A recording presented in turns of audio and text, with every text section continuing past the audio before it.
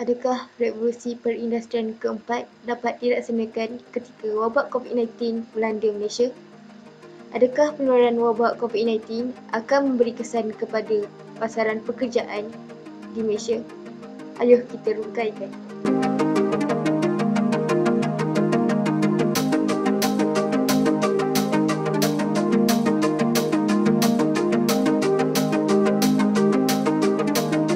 Revolusi perindustrian keempat merupakan salah satu transformasi digital yang digunakan oleh sebuah negara untuk menambah baik sistem jaringan sebelumnya.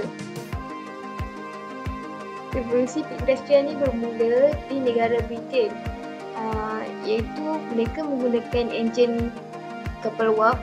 Kemudian sistem revolusi pertama telah ditambah baik kepada revolusi perindustrian kedua dan ketiga, di mana mereka lebih menggunakan teknologi jaringan komunikasi dan penambahbaikan sistem jaringan yang lain.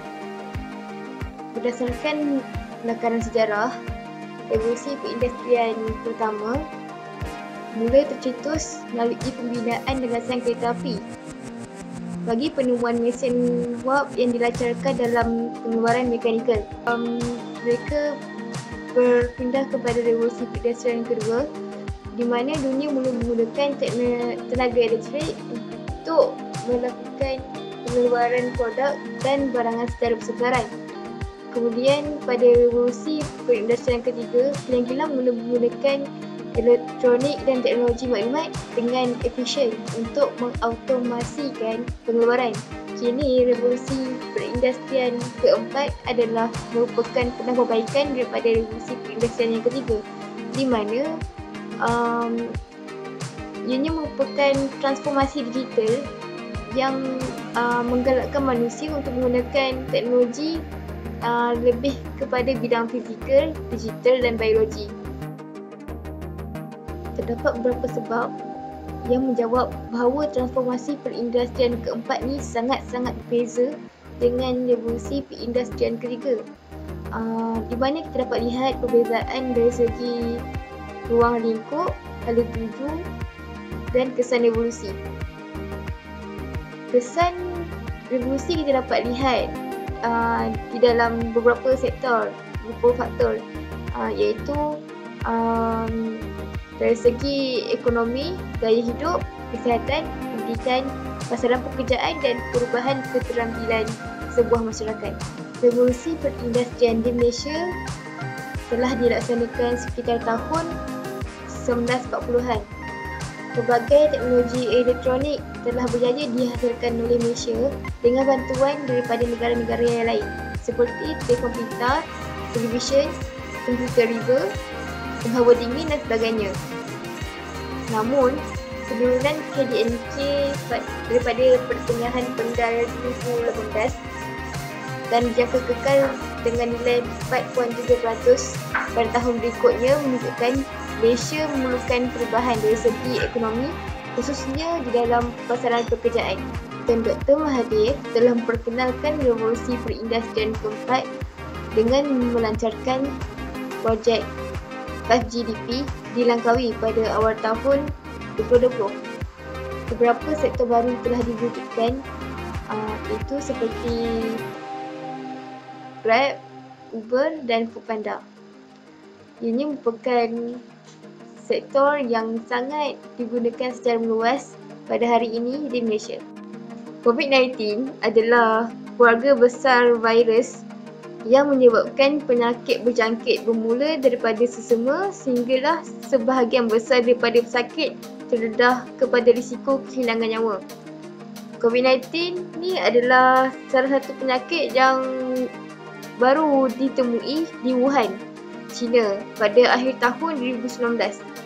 Virus ni mempunyai risiko yang besar untuk tersebar dengan lebih pantas kepada masyarakat awam. Contohnya dalam satu penerbangan, berkemungkinan ia mempunyai 1 atau 2 penumpang yang mempunyai jangkitan COVID-19 kerana ianya tak mudah untuk dikenal pasti. Salah satu punca penyebaran adalah berpunca kepada pergerakan masyarakat global melalui pengangkutan udara dan pengangkutan yang lain dari satu tempat ke satu tempat yang lain. beberapa minggu selepas penyakit ini wujud, penyakit ini boleh tersebar ke negara-negara lain seperti Malaysia, Singapura, Amerika Syarikat, Itali dan Iran. Di dalam pasaran buruh, semasa COVID-19 berlaku di Malaysia, kerajaan telah menggunakan beberapa langkah untuk mengatasi ancaman COVID-19 seperti melaksanakan Perintah Kawalan Pergerakan dan berkenalkan bantuan prihatin nasional. Ada seorang pakar ekonomi berpendapat penutupan atau sekatan pintu masuk negara akan menyebabkan 3 sektor utama akan terjejas dan membuatkan ekonomi dunia jatuh. Menurutnya lagi, sekatan yang dijalankan akan menjejaskan sektor utama iaitu perdagangan dan pelancongan. Di peringkat makro, sektor logistik dan perkilangan turut terjejas. Sekaligus, ia akan menyebabkan ekspor dan import negara makin jatuh. Hal ini kerana tak semua barangan boleh didagangkan secara atas talian.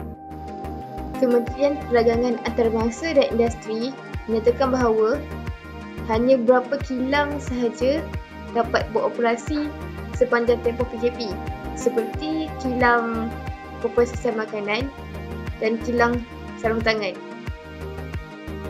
Kebanyakan negara yang terjejas akan mengutamakan langkah untuk mengatasi COVID-19 berbanding memulihkan ekonomi semasa. Begitu juga dengan Malaysia. Malaysia telah memperkenalkan pakej rancangan ekonomi prihatin rakyat yang mengeluarkan dana sebanyak 4.5 bilion. Pakej rancangan ekonomi yang diwar-warkan dalam media sosial ianya adalah untuk membantu usahaan kecil dan sederhana, iaitu PKS, agar dapat menghadapi kesulitan dan cabaran-cabaran yang timbul. Menurut salah seorang pensyarah di Malaysia mengatakan bahawa PKS perlulah lebih bersedia untuk memasuki era ekonomi digital ketika PKP dilaksanakan.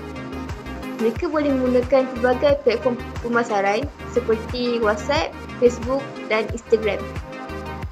Jadi mereka boleh mengelakkan risiko daripada terkena jangkitan COVID-19 ketika urusan urus niaga.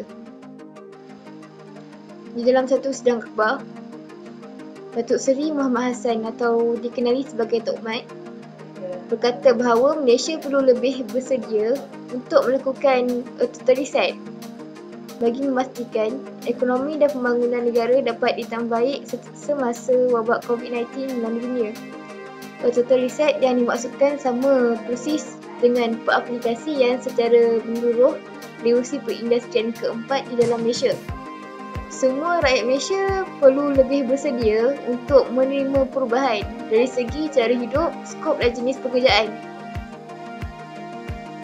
Hal ini kerana negara ini sedang menuju ke arah ekonomi digital. Kemahiran inovasi dan pemikiran kritis amatlah diperlukan pada ketika ini kerana negara sedang mengalami satu krisis yang amat kronik. Bak kata pepatah, bagai telur di hujung tanduk. Penerapan Internet of Things iaitu IoT di dalam kalangan masyarakat juga dilihat sebagai satu peluang untuk negara berubah ke arah yang lebih moden. Tanpa kerjasama daripada pelbagai pihak, ianya akan menyebabkan kesukaran yang luar biasa kepada Malaysia untuk kembali pulih. Tun Dr. Mahathir telah memperkenalkan revolusi perindustrian keempat dan melancarkan teknologi 5GDP di Langkawi pada awal tahun 2020. Jadi beberapa projek yang telah diperkenalkan oleh Dr. Mahathir dan rakan sejawatnya iaitu Smart Traffic Solution, Smart Parking Solution dan Smart Safety and Security Solution. All of the smart solution that they introduce to Langkawi akan bentuk satu smart city pada masa hadapan. Kesimpulannya, pelaksanaan 5GDP di Langkawi sebelum berlakunya COVID-19 menunjukkan bahawa Malaysia telah bersedia untuk menghadapi pembaharuan yang akan mengubah normalisasi kehidupan seharian. Langkah-langkah yang lebih drastik terhadap aplikasian sistem revolusi perindustrian keempat dilihat sebagai satu batu loncatan untuk negara kerana ia dapat mengurangkan dan mengelakkan penyebaran virus COVID-19 di kalangan umum. Malah saya dapati bahawa langkah yang diambil oleh kerajaan bukanlah satu kerugian. Malah ianya menjadi satu peluang untuk negara menerapkan sistem revolusi perindustrian secara menyeluruh. Jadi, penglibatan dan kerjasama antara pemimpin dan rakyat akan menjadi pemangkin kepada negara agar kembali mampan, teguh dan kental di masa hadapan. Sekian sahaja daripada saya. Yang baik jadikan tauladan, yang buruk jadikan sepadan. Jika ada kekurangan, sila maafkan. Terima kasih. Better stay at home, stay safe dan jangan lupa amalkan SOP yang ada.